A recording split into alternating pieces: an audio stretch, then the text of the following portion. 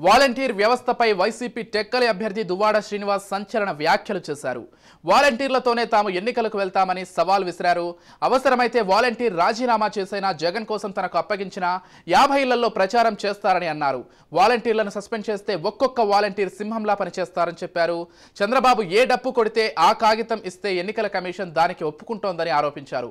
EC దగ్గర తన మాట చెల్లుబాటు అవుతుందని చంద్రబాబు వాలంటీర్లు వచ్చే పెన్షన్ ఆపించేశారని విమర్శించారు దువ్వాడ.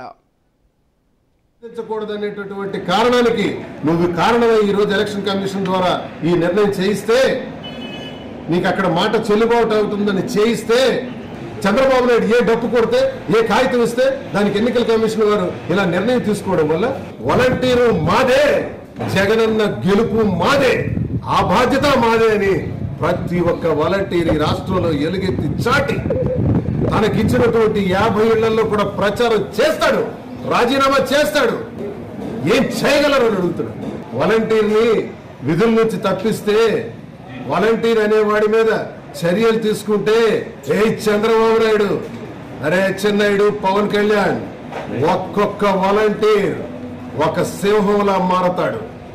50 ఏళ్లకు కూడా జగనన్ననే గెలిపించుకోవడానికి సంసిద్ధుడవుతాడు.